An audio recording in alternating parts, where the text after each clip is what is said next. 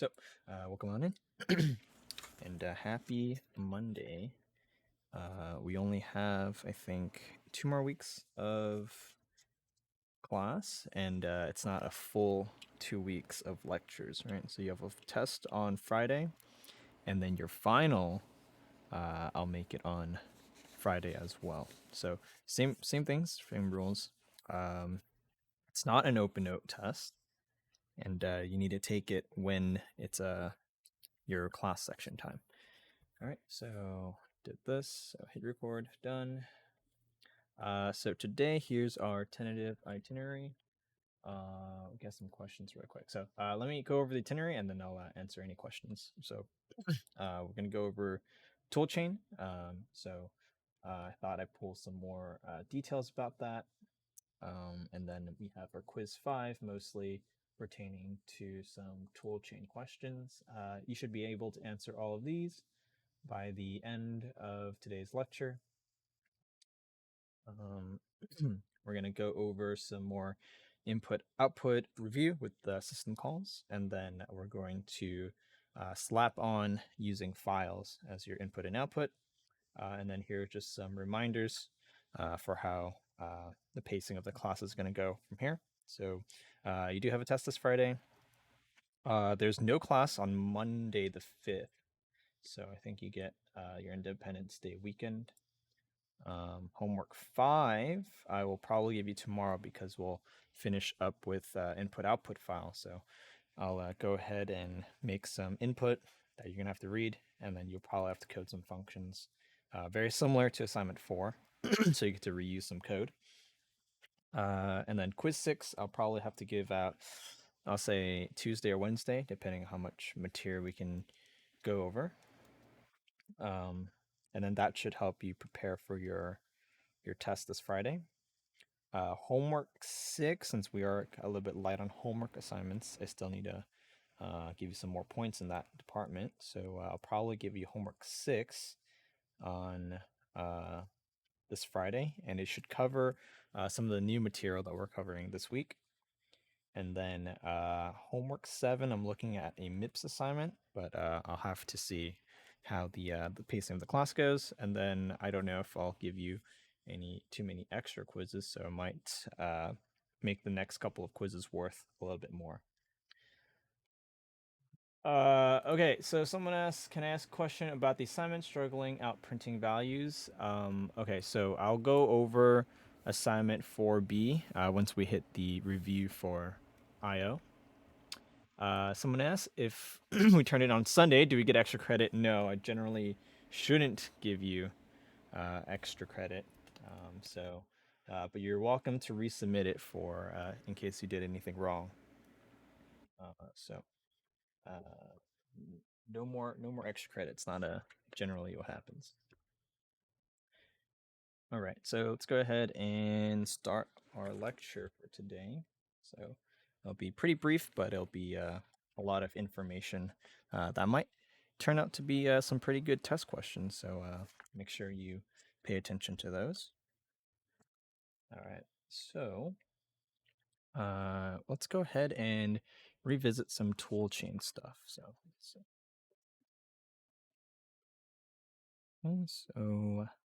with the toolchain, so here's some review of toolchain. So remember on the first or second day of class, we talked something about how first the program or the source code gets passed into the assembler. And then the assembler or compiler, you can also include your compiler,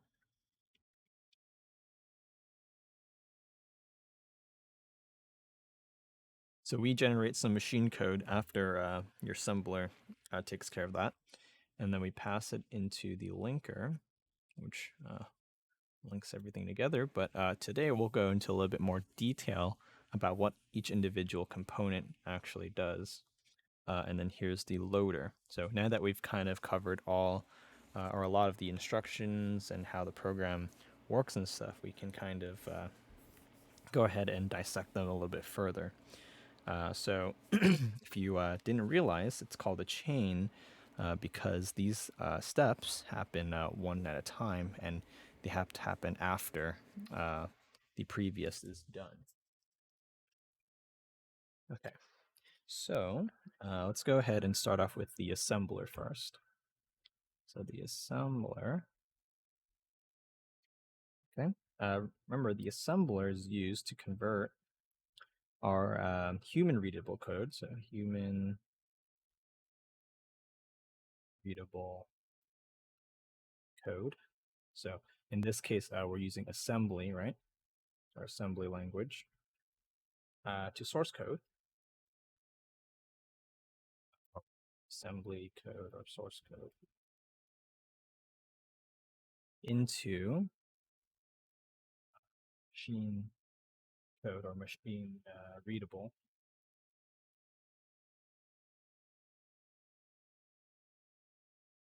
code. Okay, so when we talk about machine readable code, so we mean something like so. This right here translates basically to your ones and zeros, right? Because your machine reads ones and zeros. Of course, it also can read in hex, so we'll generally convert these into their corresponding hex values. That way they can fit more information. So the assembler will write this usually in hex. Okay, and we call this a one-to-one correspondence.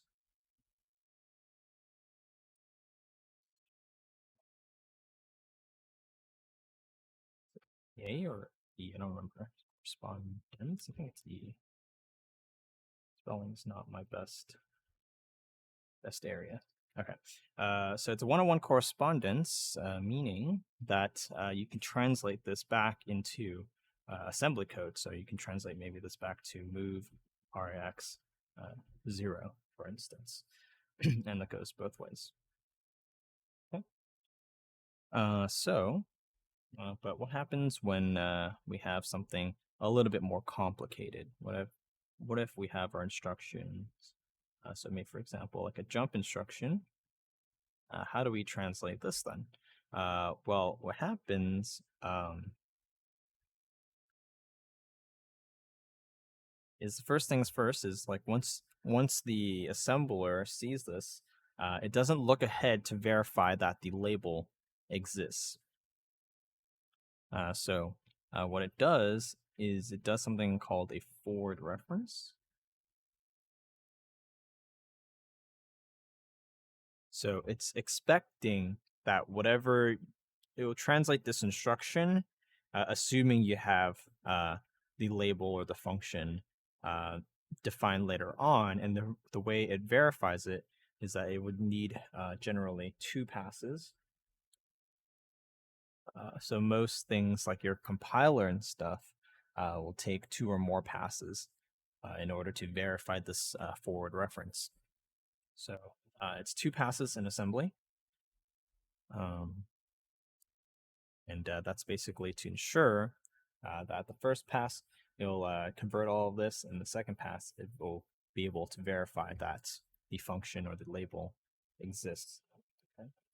So now that we're kind of talking about passes, we're going to talk about the first pass. Just one, so it's not LST. So first pass. So this is what the assembler does when it sees the code the first time. It will create a symbol table.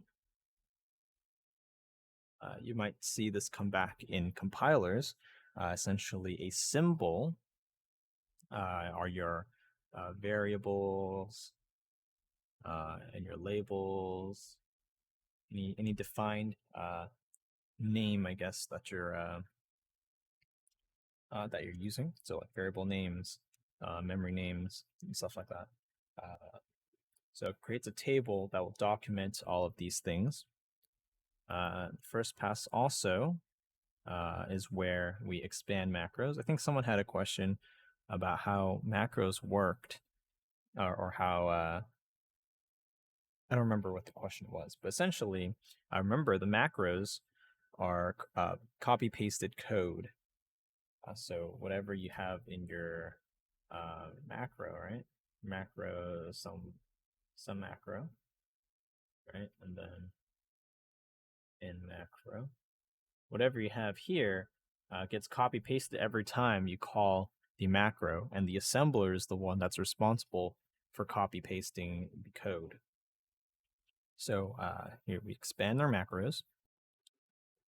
And that's also why you need your %% to generate these unique labels so that it can be referenced later. And then we can also expand our constants. So what do we mean by that? So remember when we have things like move, some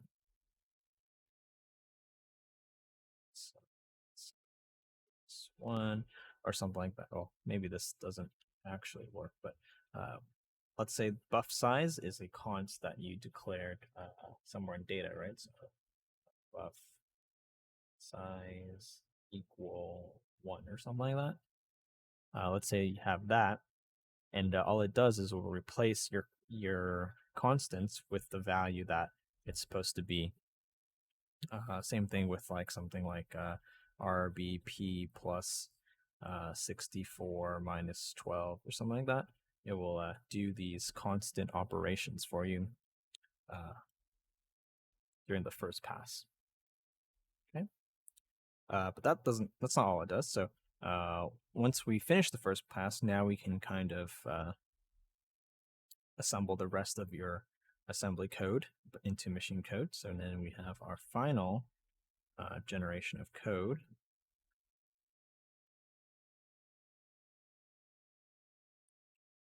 And here, what we'll also do is you can create a list file. I'm sure you've seen this whenever we assemble our code. So a list file essentially is a bunch of hex values of the code. And you only get this if you prompt your assembler to make it, but it is something your assembler does. And then, of course, it will create the object file as well. So, okay, so that's essentially all your assembler does during the first and second passes. Let's go ahead and move on to the linker. So the next step of the tool chain.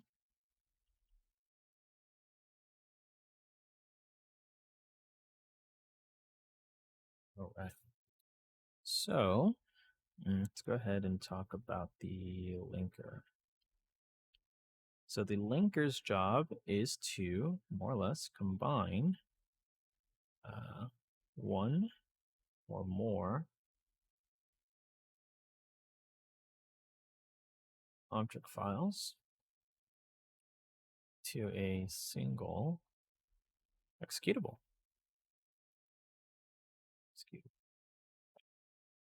So let's say, for instance, you have a file called main,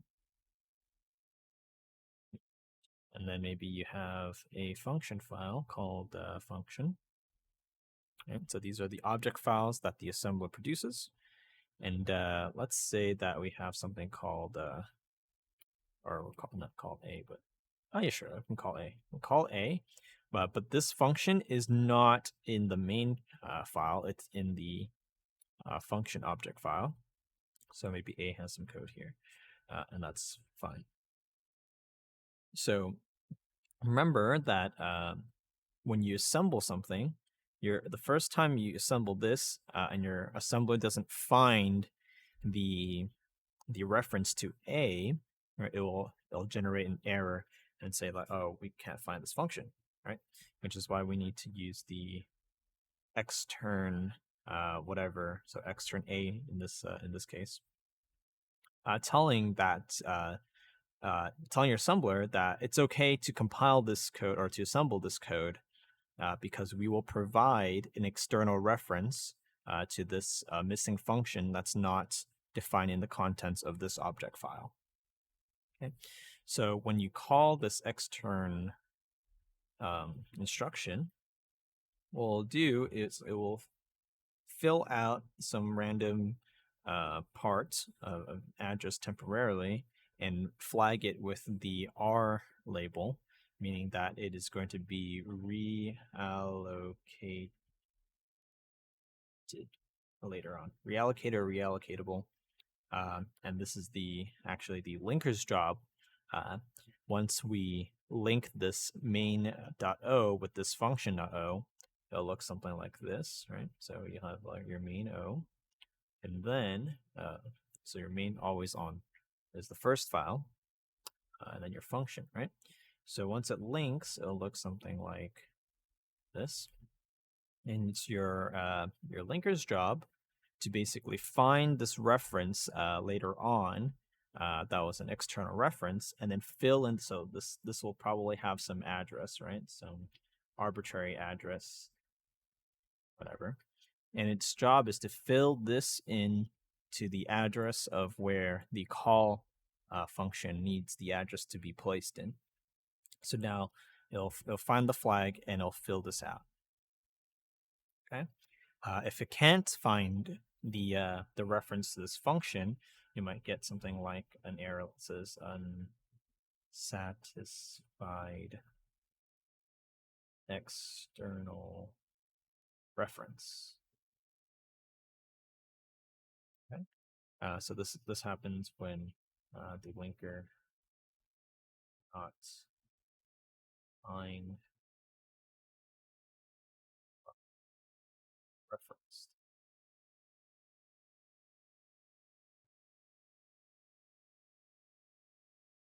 So its main thing is to allocate these addresses from your main function or wherever the function is calling from. But it also, so first thing is update all allocatable addresses. It will also search the system or the user libraries that you've passed in. So maybe in a header or something, and add those to the executable. Okay. And this is if requested. It will create a cross reference file, or they also can call it a map file. Okay. So essentially a cross-reference file or map file, you'll probably never need this in this class because our programs are relatively small. But let's say if you had a larger scaled program, then it might be a good idea to create one of these reference files so that you can backtrack and keep track of everything that goes on with each different object files and all of that. So it's just a good tool to use when it does get a little bit lengthier in size for your for your programs. But it's essentially just a collection of everything that goes on in the program. Generally not needed for this class, but okay. And the last thing it does, obviously, is to create the object file, or the executable file.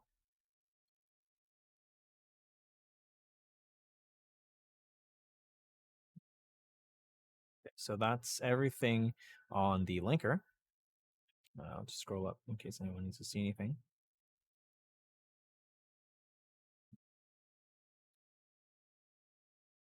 And then our last step of our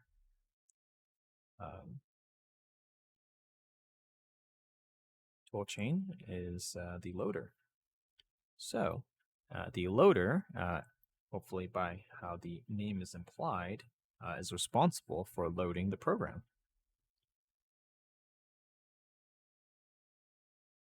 Okay, not too bad. So essentially we want to load the program from usually secondary storage.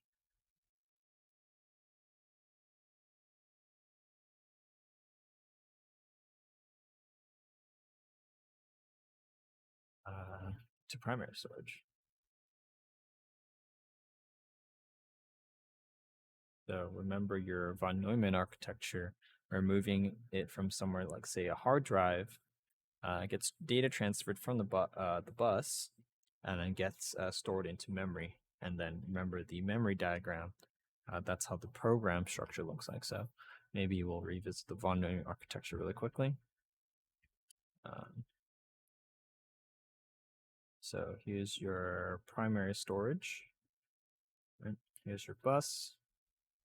Here's your secondary. And then here's your I/O devices.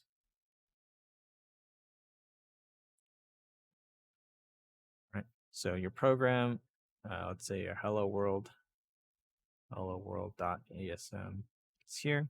So the loader will grab the file from your secondary storage and move into primary storage. Remember, primary storage, this is a snippet of memory. We have reserved dot text dot data dot bss, and we also have your heap, and we have your stack, and then so that's a snippet of memory that's allocated for your program. Okay. So other things the loader does. Well, first it will also find and open any files you ask it to in your program, right? Or in the command line. So find and open files. So very related to loading the program, but it'll also load those files in for you. We'll read header information, header info. It will ask the OS to create a new process. We'll come back to this in a second. Load program into primary storage. And it will tell the OS that the process is ready. Okay. So this part you'll probably cover more in 370 or OS class. How processes are structured and how they're scheduled to run, when to run, how to run, what happens if you get interrupted, and so on and so forth. We won't be really going over that in this class, but the loader is responsible for telling that the OS that the process is ready. So if Dr. Jorgensen ever asks you if you learned in 218, you tell him, yes, I learned that the loader tells the OS that the process is ready. Okay. So let's go back to maybe, let's see, process. Let me see if we cover that in this. Oh, we kind of do. Okay, so we'll come back to this a little bit later in the class today when we talk about input and output files. But just keep in mind that not only does the loader ask the OS to create a new process, but it also is responsible for updating the OS when the process is ready to be executed. Okay, and that more or less covers everything you kind of need to know about process chain or the tool chain. There is a small thing in addition we can maybe add to it, and that's what we call dynamic linking.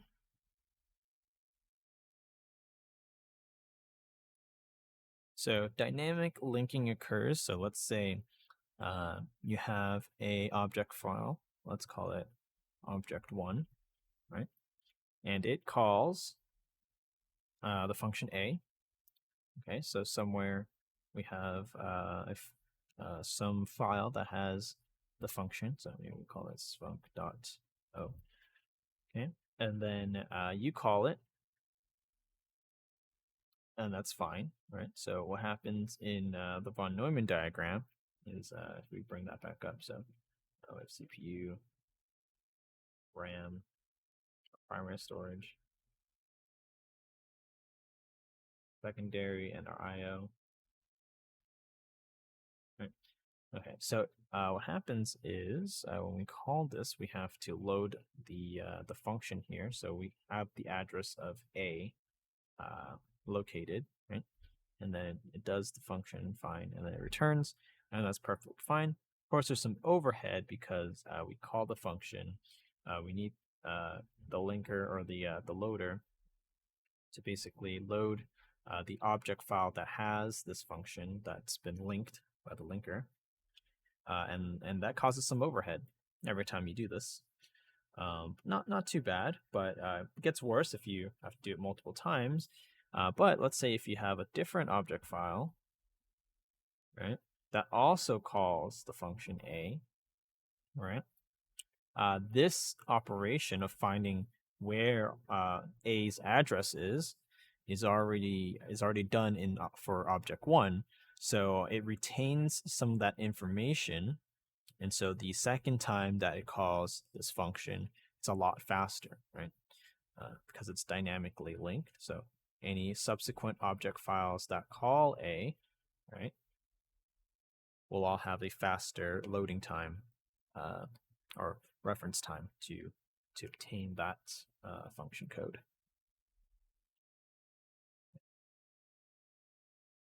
So what's useful is, so let's say maybe function A had something to do with security, right?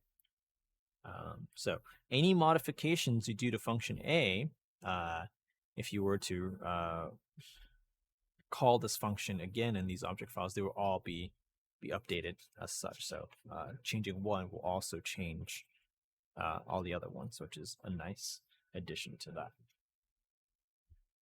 Okay, so are there any questions about the tool chain? Hopefully, kind of gives you a little bit more oversight about all the little things.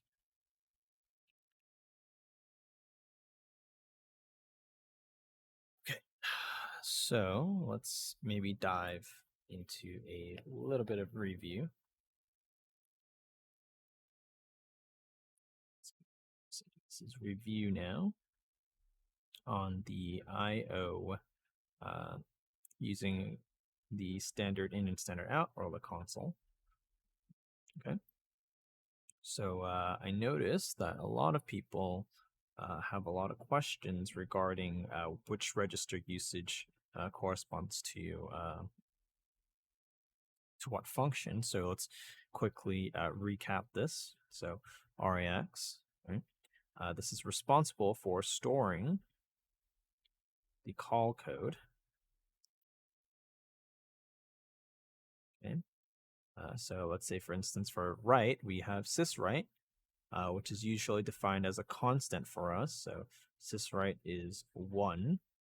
So you can either use move RAX1 or move RAX syswrite, as long as you've defined what syswrite was. Okay. RDI, do like this, I guess. RDI is responsible for storing the output location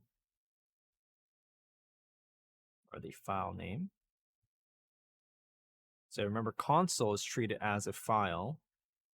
So standard out is considered a file. It can say standard out, or however you define the variable.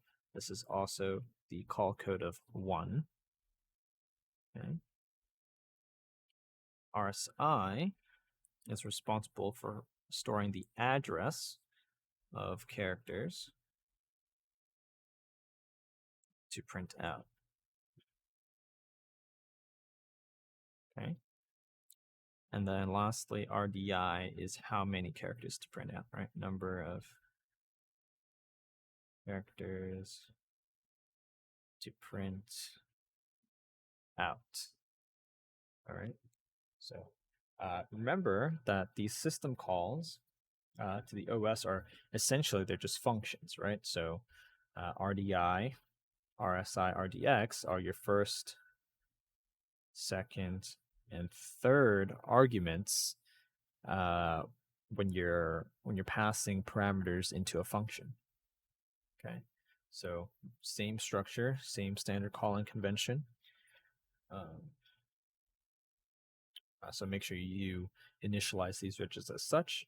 If you notice inside the textbook will assign values to these registers in different orders because it makes sense for that program who has previous content stored in maybe say RDX or RDI to move those items into a different register and set those up before setting up RDI so you don't overwrite the previous contents.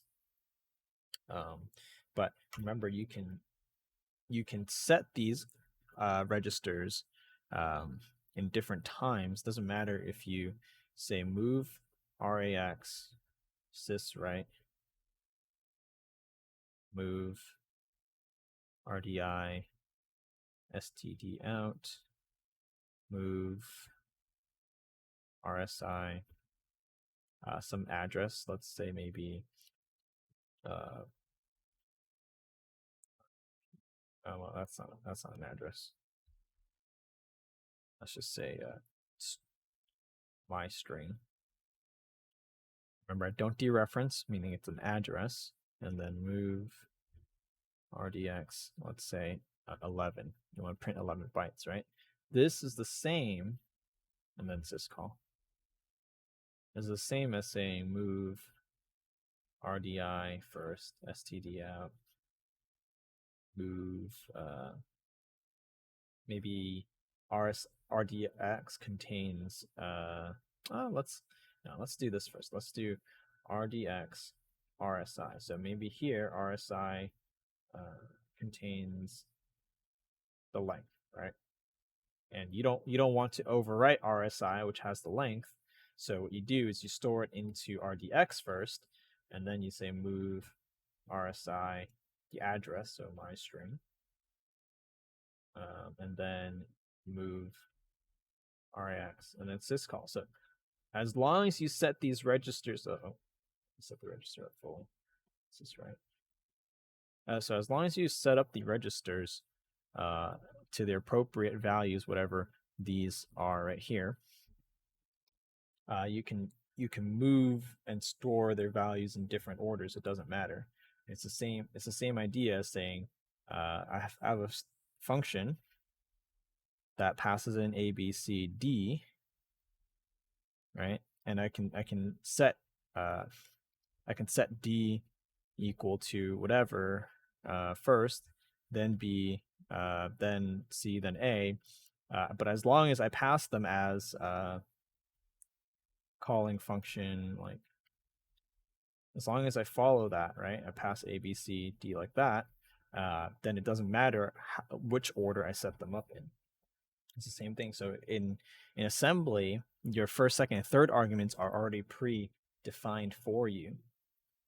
So you can set them up in any order you want.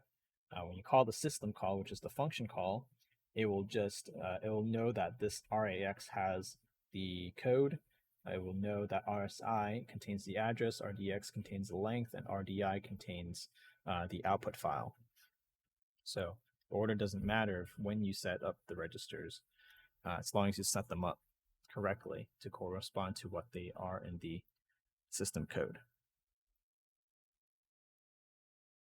Okay, so the textbook example will do something similar to this, where it will move the value of RSI or some other register into a different register before setting up RSI, and that's because it contains some important value before that.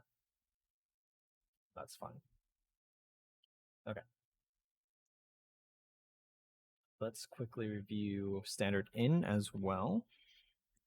So for reading, right, so we have RAX will be set to sysread. Okay. RDI will be set to the input location. So in this case, standard in, right? So taking user input. RSI would be address of where to store input. And then RDX is the number of characters to read. Okay, and characters are usually bite-sized. So, okay, so that is your review on input output. I did say we would maybe brush up a little bit on assignment 4, I think. So, yeah, so because assignment 4 requires some input and output. To answer some questions about assignment 4. So, someone previously asked, printing values, dword min surface area. So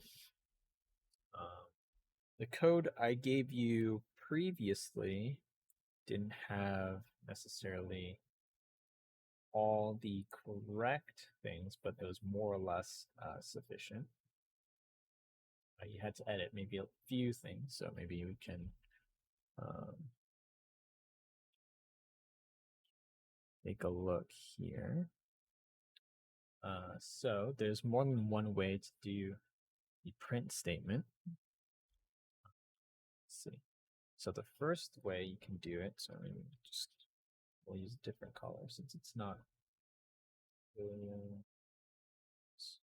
Okay. So homework 4B. Right. So homework 4B, let's say, for example, your string of integers is supposed to be 1, 2, 3, 4, 5. Let's just say we wanted to print out that integer. Of course, your integer would be larger, but for a handwritten demonstration, this should more or less suffice. Okay, so there's basically two methods that are the easiest to come up with. The first one is to use an input buffer, or what we call an array input buffer or array to store ASCII values, right? And the second one is to use the stack dynamic locals space. Okay, so I would say this option is the easier one, but this option gives you the most practice with functions. So this assignment doesn't require you to use functions. I just use functions because I'm just a masochist. So let's go ahead and do the first option first. So maybe go ahead and do both examples maybe. So the first option, maybe in .data or .bss, depending if you want initialized or uninitialized. You can define, say, a buffer. Let's say we want bytes, so dB or rseb, depending on what you want to do. You can either set up however many you want, or you can say, I want 64. Right, so depending on which version you do, maybe I'll just stack them like this. So rseb. So either you can initialize them all to be 0, or you can just say 64. And it's okay if you don't use all of the buffer. It's perfectly fine. So let's just say now we have a variable called buffer. Let's say you already did the calculations and we store the calculated value. So let's say min surface area as an example. We store that into RDX. Okay, so that's the assumption of where we are in the code. So to use this method, or let's use a RDI just to make it even easier. So you can either use a function here, or you can use, and maybe let's say the length is also known to you. So you have some index or length, and maybe we use RSI there.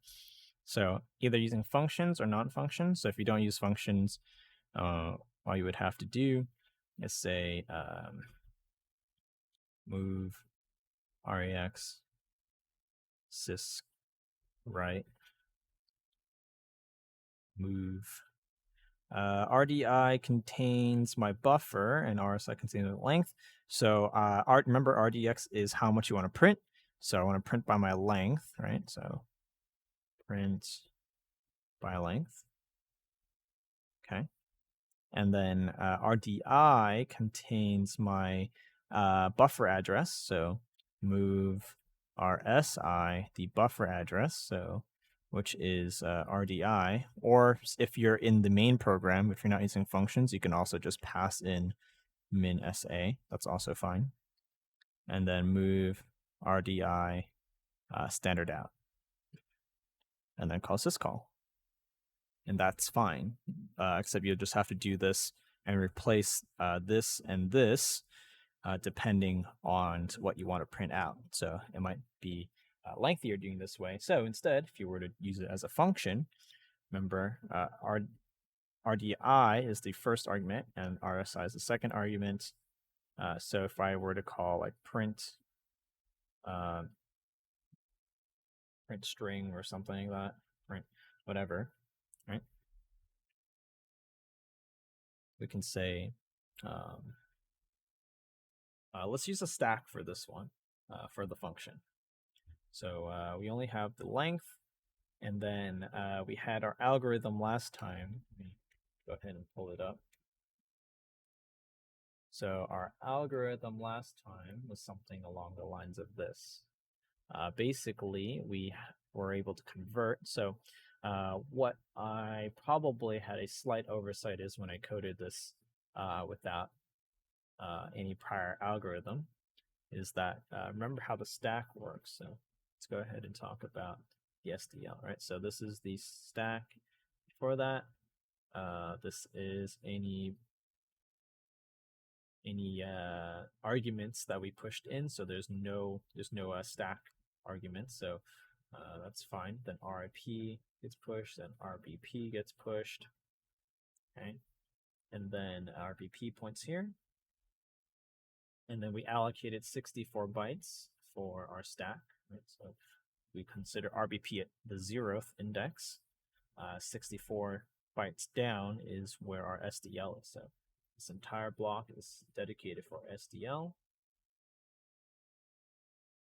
And then we have any reserved registers, right? If any. Okay, and then our stack pointer is somewhere there. Okay.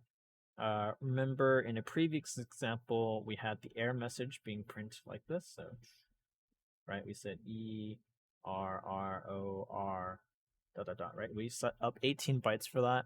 And then to print it, we just gave it this address. What I didn't do in this this code was I put it in reverse order. So because our algorithm converts ASCIIs, so if we were to just move this to a little bit off to the side.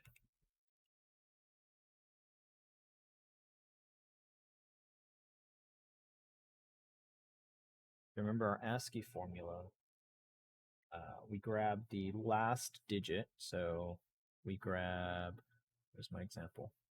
Right here. So we grab this digit in RDX, and then we convert this to ASCII by adding 48, I think.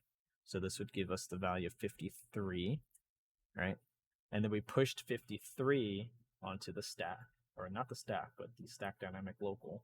We set 53 here, which is our character for 5. Then we push the next one, then we did the next one, then the next one, then the next one, right? But what happens is this prints in reverse order. So notice how ERROR is supposed to be printed like going this way.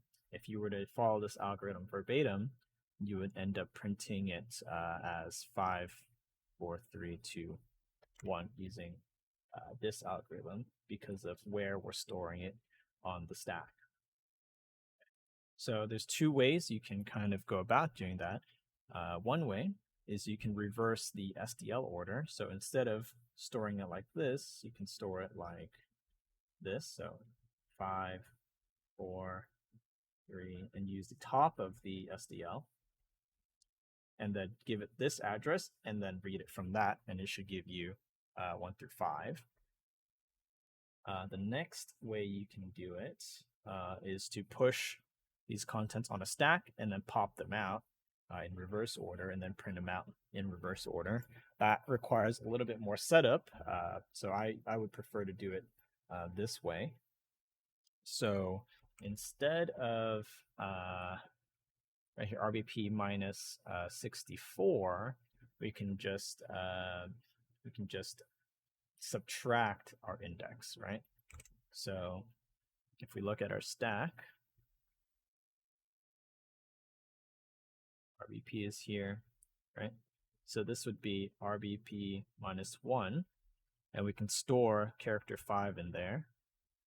Then RBP minus 2, we can store 4, and so on and so forth. Then send it this bottom address, right? So let's call this RBP minus, say RSI, for instance, for the index, right?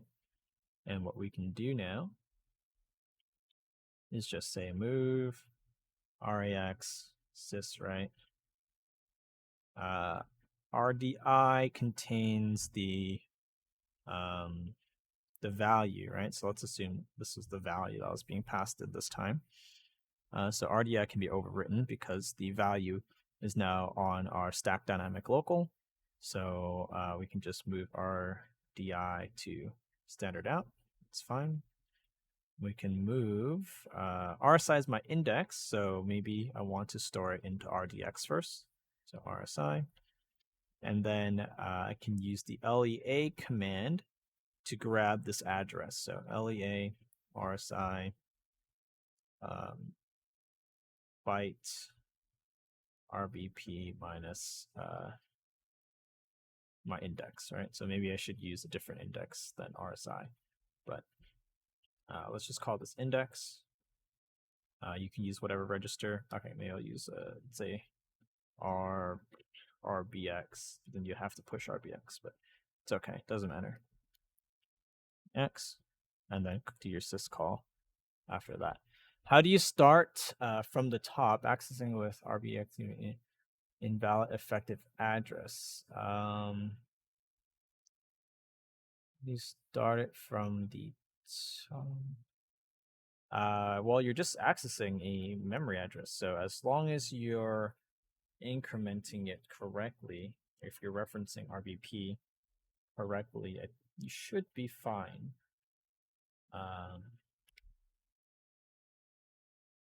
Yeah, you should be fine.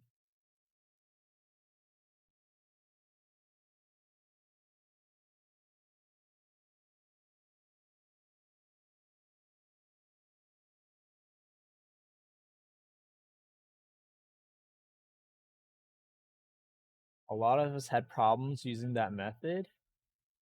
That's interesting because essentially you're just accessing a part of memory that's been sliced out for you by decrementing RSP. If it doesn't like that, which it shouldn't have a problem with, RBP, a register gives that error. Doesn't work when I try that. Just putting a 1 in the register and it won't compile. It won't like using register. I mean, you can just give it the value, I guess. That's also fine. Minus a register gives error.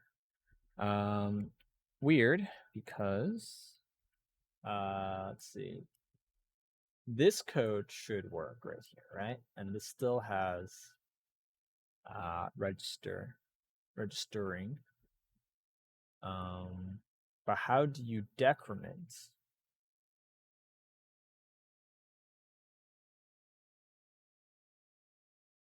Just error. How do you decrement? Yeah, so that's a really weird error. Not sure what causes that. I guess you can try to reroute it somehow, right? So maybe RBP So we know the bottom is 64. Get a segfault if you change the errors and values. That's kind of weird. I'll have to look into that. I don't think I have the answer for the compilation error or the debugging error right now. The third way you can do it also is to pass the buffer into your function and do that as well. I prefer doing that because it's less stack dynamic local stuff. But if you want practice, go ahead and do it that way. Yeah, I'll check maybe later today if I have time after I set up your homework assignments for that error message. But we can do the push and pop method if that's any better. You just store a register and then push and pop on the stack, reverse order, and then add them back onto the SDL in reverse order and print from there.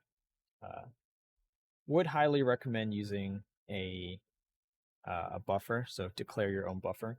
I think that would be the easiest method to do it.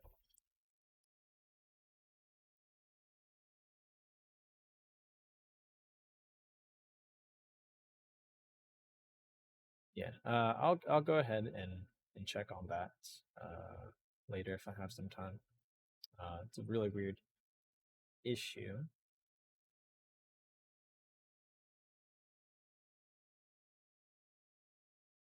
Okay. So besides that weird bug, is there any other questions about printing your numbers?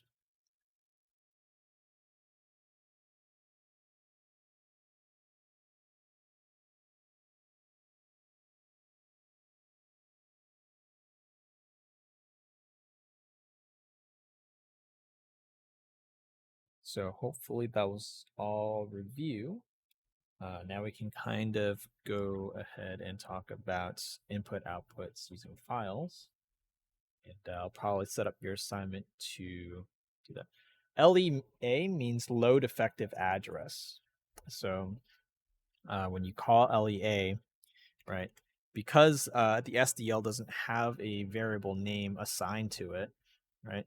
So this chunk of memory is byte addressable. So we can say like RBP minus RBX because RBP is an address.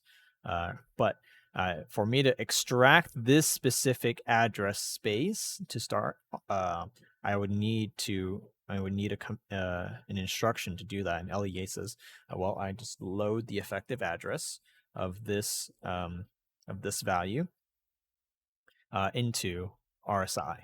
So essentially, maybe it's a little bit cluttered, but hopefully you can see it. But this block right here is what byte RBP minus RBX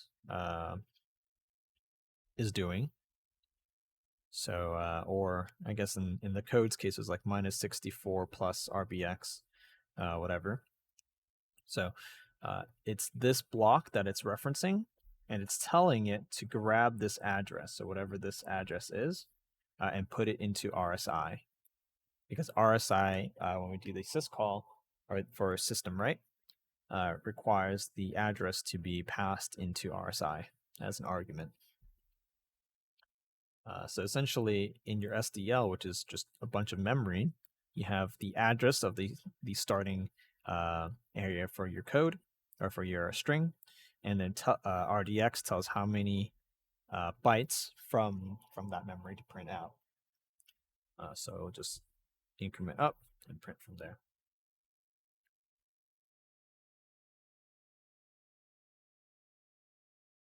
Right.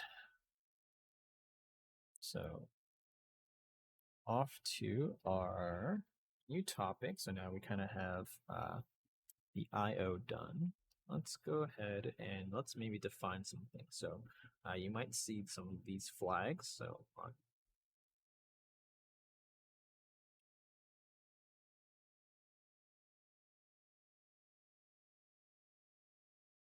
So hopefully you can decipher their code, but the first flag says read only. The second one says write only. And the third one says read write. So you're able to do both. Okay, that's important when we get into IO files. So talk about IO files. So with IO files, when we open a file, right, we're asking the program to read from this file, and we expect it to exist, right? So if it doesn't exist, then it should not be able to open anything, and it will error out. If we want to open or create, right? This usually happens when we're talking about a write instruction. We can open the file and write in it, which will kill or override or wipe the old file contents.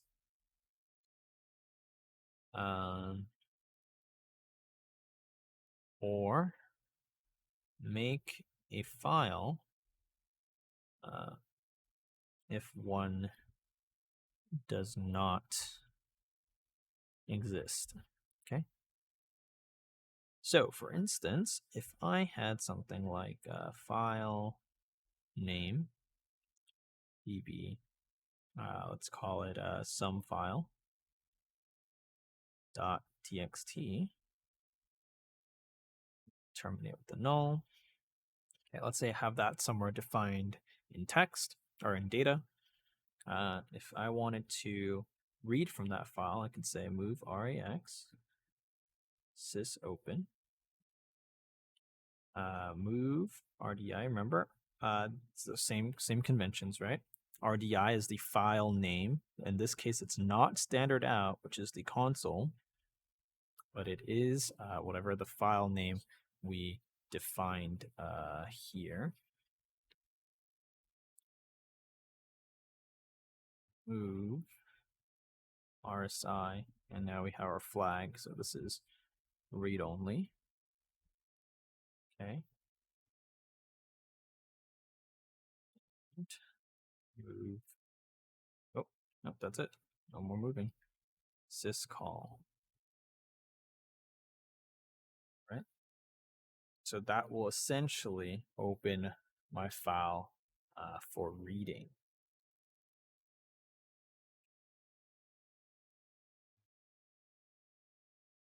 So one thing that we can kind of do is remember that for value returning functions, the value is returned into RAX, right? So remember, value returned in RAX. So whenever we have this setup for IO with a file, what's going to happen is if the file exists, right? So remember, the file has to exist, right? Otherwise, it can't open it. If a file exists, it will return some value. Well, I guess whether or not it exists, it will return some value into RAX. So after that, what we can do is compare RAX with 0. If it's less than 0, so JL, we can go to our error label, because there's a few flags, and all of the error flags are going to be negative, which means the value of RAX will be less than 0. So, and you can write code depending on what error you get, but all the errors are negative. If you want to know more about the error flags, I think either the appendix or maybe the chapter might have more information on that. But you're not going to be quizzed on your extensive knowledge on the various different flags that you can error out on opening. So this just a rudimentary compare to 0 and then generic error, if you can open it, is good enough for now. And then otherwise, so if it doesn't error, what we can do is store the file descriptor. It's too many letters. So just see from REX into, say, a variable. Okay. So the file descriptor, usually this will not be anywhere from 0 to 2, because remember, 0 to 2 tells what kind of file it is, right? I think 1 was standard in, or maybe 2 was standard in, 1 was standard out, and so on and so forth. Those are all file descriptors. Here, it will most likely generate you some positive number that's above the value of 2. So maybe, for example, maybe you generated the number 4 as your file descriptor.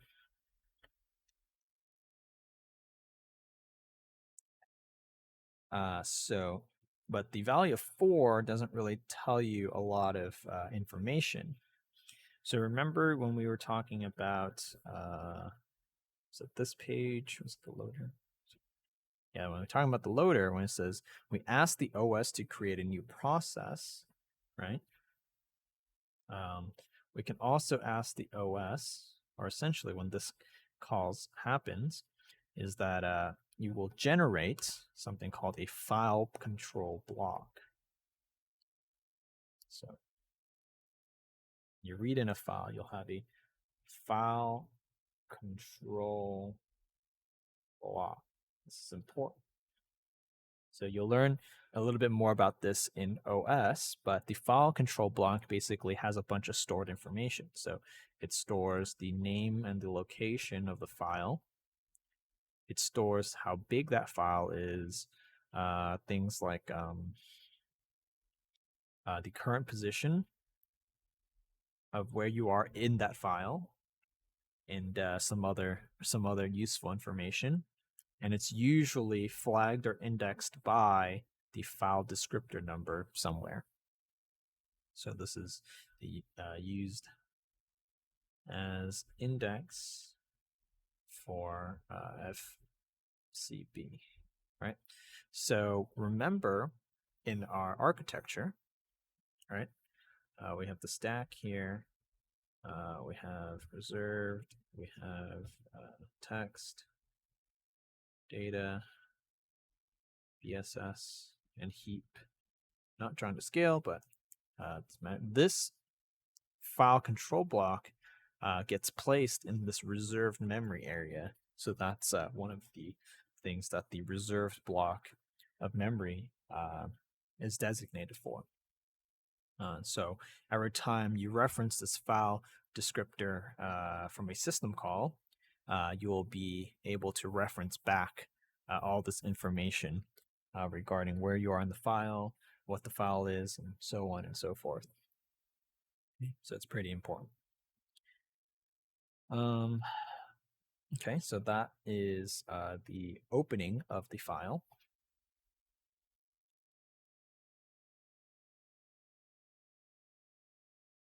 Let's go ahead and maybe try to write to a file. So,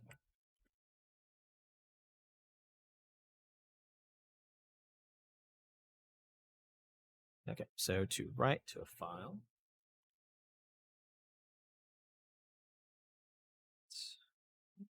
so RAX will store the call code, of course. In this case, it would be syswrite again. RDI stores the file descriptor. So this is what we grab from when we passed RAX back, right? RSI stores the address to write,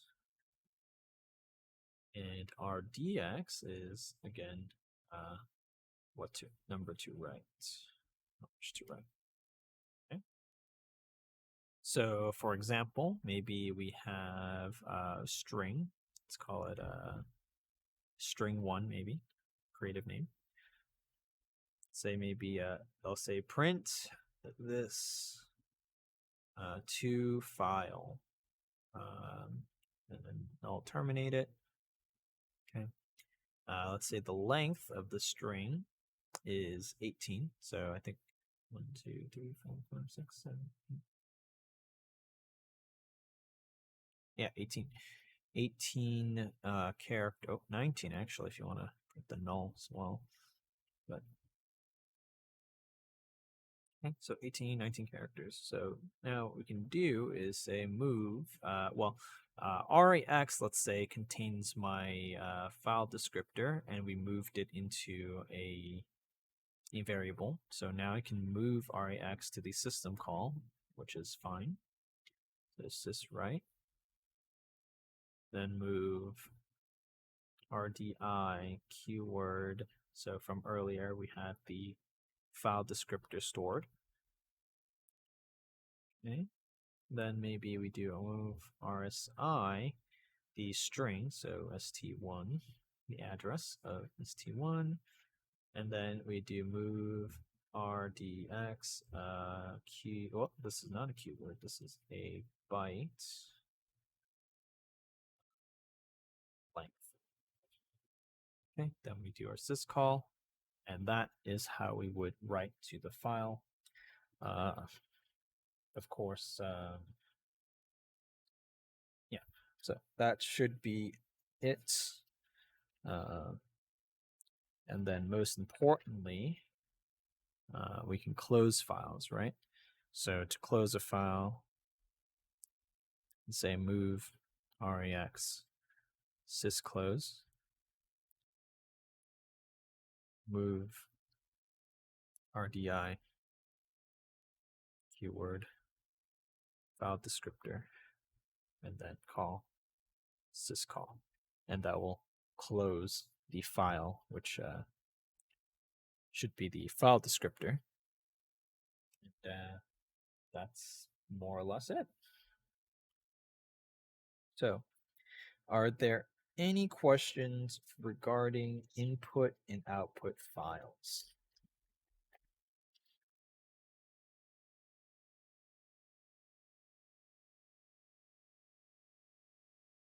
Okay, so maybe we can talk about a potential assignment 5 that I might give you tomorrow. So maybe I'll ask you to read values from an input. And then maybe I'll ask you to do some math and then print results. Either to a file, maybe to a file, or maybe to console. We'll see. I'll probably just do the console to make it less files to have to provide.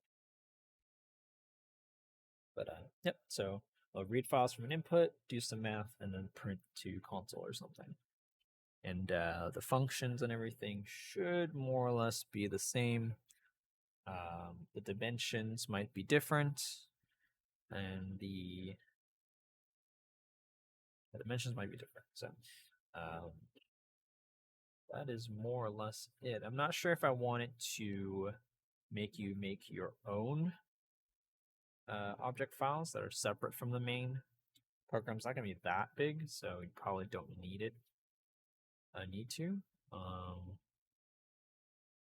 but we'll see if you want practice doing multi-object files. Can you go back to the close file command for a quick second? Yes. So very simple. So sysclose, obviously you have to define what the constant code for that is, and that is the file descriptor. So and the way to get the file descriptor is when you open the file, you should save the file descriptor into a variable or into a register, and make sure you don't overwrite that register. That's how you do. And the OS will basically update all of that stuff for you.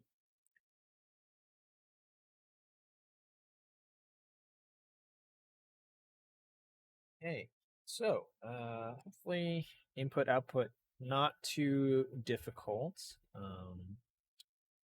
It is a little bit more involved than cout, hello world, and L, but shouldn't be too bad because once you understand the standard calling convention for functions, all you really need to do is just remember what parameters to pass in, and it should be pretty simple. Okay, excellent. So I've gone through all the material that I want to cover over today. I do have some material for tomorrow, but instead maybe we can take a look at your quiz. Let's go ahead and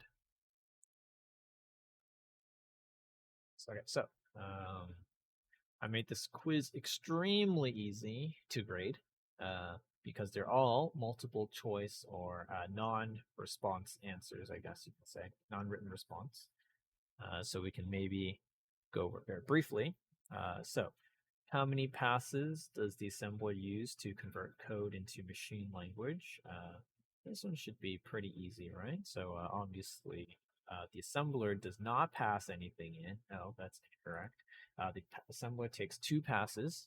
Remember, you might be asked on a test like what each pass does, or you might see one of these problems where it'll ask you which of the following is or is not included. Well, I guess this is wrong tense, but which of the following is not included in the first assembler pass? So remember, the first assembler pass is responsible for creating the symbol table. Let's see if I can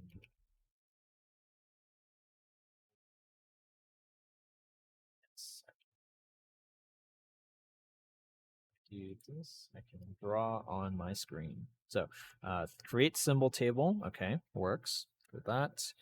Expand macros. Okay. Also evaluates constants. So remember, expanding or creating a symbol table just basically documents the variable and the label names. A word is not comically huge. Well, let's is to make sure that no one misses the instructions. Okay, so very important. So remember, expand macro, so it will copy paste macros. Let's see, evaluate constant. So obviously, something like it will change this right to whatever constant you defined it as. So I think it was 1. So all the code will be translated as such. So it does not create the list file. That is the one should be selecting. So, well, okay. Just need to erase something.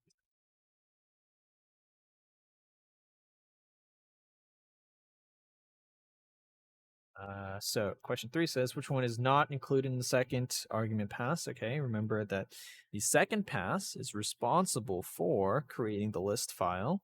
Okay, also creates the object file. And of course, since we only have 2 passes, then the final generation of code should be here.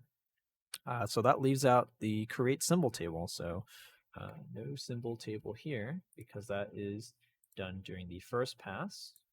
Okay.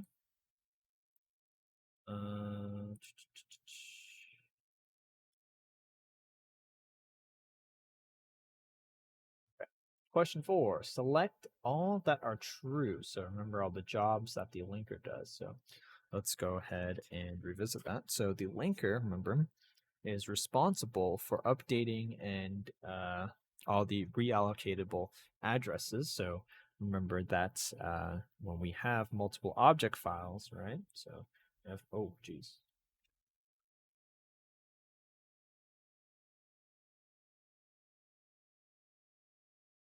Have multiple object files, right? In, let's say in main, we have a reference to A that exists in this object file, and we can say extern, which means don't worry, assembler, we will take care of it by providing you the definition of A later on. But the linker doesn't trust us, so the linker has to go back and say, okay, well, now I have to match the A's. And so now the linker is going to update all the addresses of anything missing from all these object files. Okay. The linker is responsible for opening and finding files. That is true. The linker reads headers, all the header informations. That's not on here, but remember the linker does still do that. The linker will also ask the OS to, oh, sorry, the linker does not find files. Haha, just kidding. That was a joke to make sure you guys were paying attention. The linker does not do this, but the linker will search the system for user libraries. That is true. And the linker, if required, will create a cross-reference map, but that is not here. So remember, cross-reference map is also on here. Create the executable file. That is also true. So the only one that we don't check is the middle one. Okay, so let's get rid of all this. And we will update. We did not do that, and we do that. Okay. Question 5. So select all that's true. So the jobs for the loader. So hopefully my loader will load my program. So hopefully this one is true. Find and open files. Well, we know the linker doesn't do this, so the loader is the one responsible for this. The linker will find the headers, but the loader will read the headers. We ask the OS to create a new process. That is true. Tell the OS process is ready is also true. And then create the cross-reference file. This one is probably not true because it's the linker's responsibility for that one. So for this, you would select all but the last one. Okay, not too bad.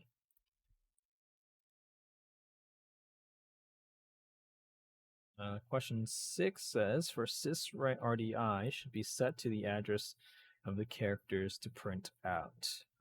I'll leave you to that one. It's a little bit hard, although it is a 50-50, so maybe you can get lucky with this question. For sysread, RSI contains the address of the storage for the string. So again, another 50-50 question. I think you might be able to handle this. Sysopen will create a file if it cannot find one. This one is interesting, so be careful with this question.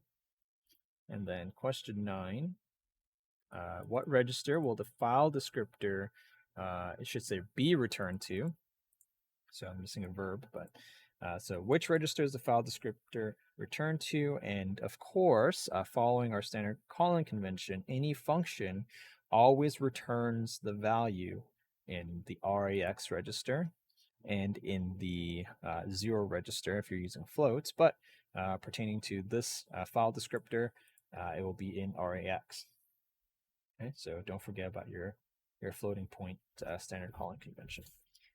What potential value of the file descriptor if a file was not able to be opened? So remember that when we want to go ahead and talk about opening files, let's go ahead and bring back the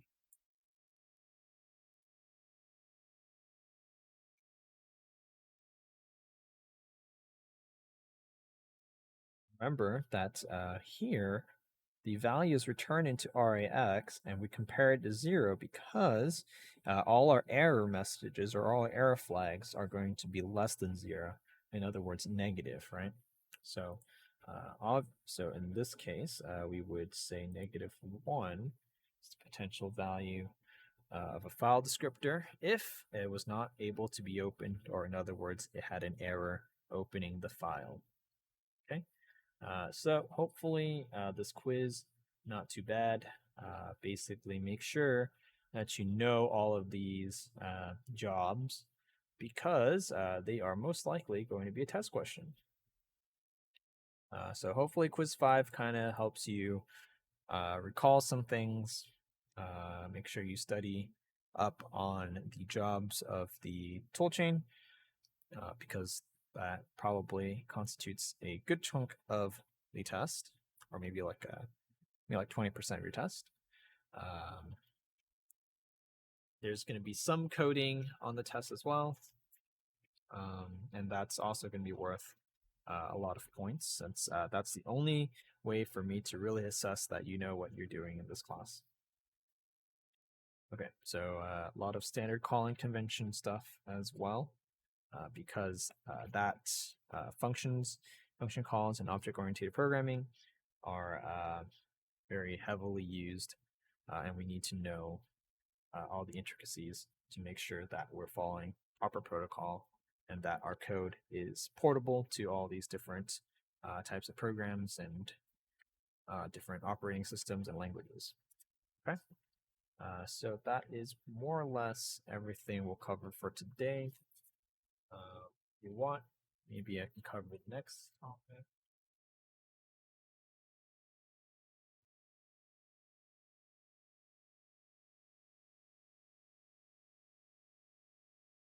Maybe I'll save it for tomorrow. We'll talk about input buffering and maybe parallel processing tomorrow. And then that will set me up for your assignment 6. And then hopefully I'll give assignment 6 on, say, Thursday or Friday, and you'll have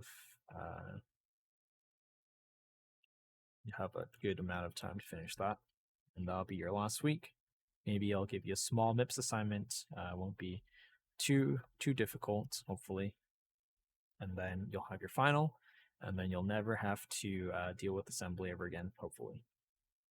Just kidding. You probably will. But your compiler will basically make you forget everything. But you'll appreciate the compiler more. All right, so is there any questions, CS219?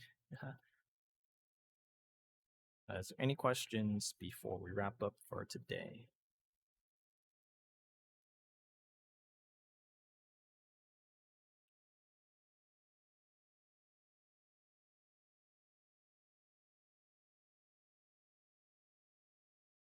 All right. Yep. So make sure you answer the ones that I didn't answer for you.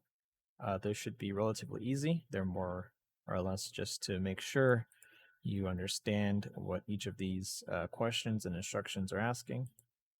So just pay attention to what register it's asking for, and make sure you understand which assumed system call you're referencing.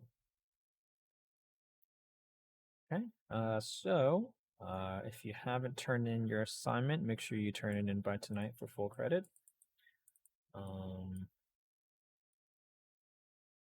Other than that, I'll let you guys go. I'll be here for a little bit longer to answer any questions, and then I will be reteaching the material if you want to stop by in the next section.